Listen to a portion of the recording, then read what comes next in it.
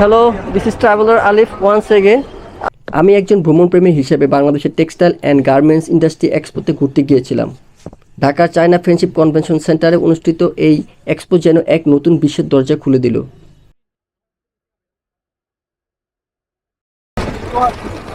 আসসালামু আলাইকুম। এইটুকু ক্যামেরা অন করো। নাহিদ ভাই আমার ভাই আমাদের নাহিদ ভাইরে পেয়ে গেছি। এই আপনার আসছে তো সারের আসছে তো। হ্যাঁ আপনার শোরুম কোনটা? আপনার শোরুম কোনটা ছিল? শেষ। যাই হোক, নাহিদ ভাইকে পেয়ে গেছিলাম। নাহিদ ভাই হচ্ছে আমাদের আমানের জিএম ছিল। তো ভাল লাগলো, উনি এখন নিজে ব্যবসা করতেছে। যাই হোক, এখানে আসলে অনেক পুরাতন লোকজনকে পাওয়া যায়, ভাল লাগে। মনপুরা গ্রুপ দিচ্ছে এমব্রয়ডারির এমন সব ফিনিশিং যা দেখে চোখ আটকে যায়। নিখুঁত কারুকাজ আর অস্থির লেভেলের পারফেকশন যেন প্রতিটি ডিজাইন এক একটা শিল্পে পরিণত করেছে।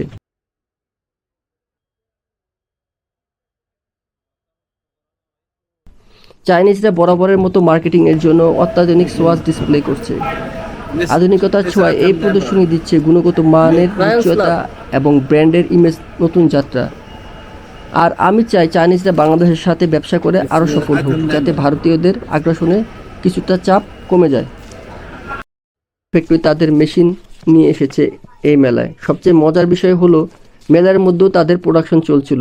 একই সময় প্রোডাকশন এবং প্রোডাক্ট মার্কেটিং একসাথে চালানো হচ্ছিল। আমি এসেছি চায়না ফ্রেন্ডশিপ কনভেনশন সেন্টারে, যেখানে সম্প্রতি Bangladesh textile and garments industry expo. আর আমি আপনাদের দেখাবো বাংলাদেশের সবচাইতে হিট ও আকর্ষণীয় মুহূর্ত।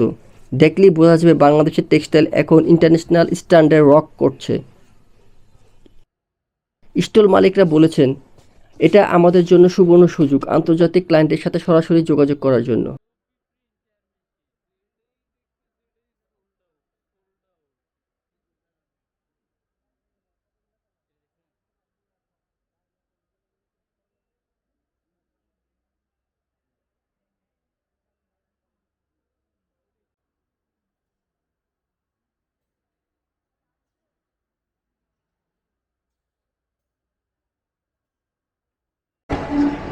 মোটামুটি ঘোরা শেষ, এখন বাইরে হয়ে যাব।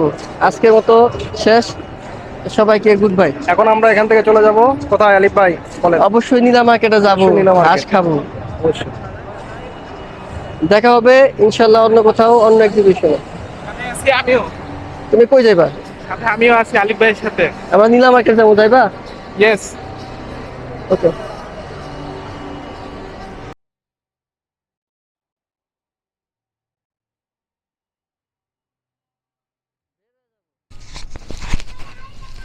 এই অসাধারণ অভিজ্ঞতা সম্ভব হয়েছে এফপিজি গ্রুপের সহযোগিতায়। তারা আমাদের এখানে যাওয়ার সুব্যবস্থা করে দিয়েছে, এক্সপো ঘুরে দেখার সুযোগ করে দিয়েছে। ধন্যবাদ তাদের।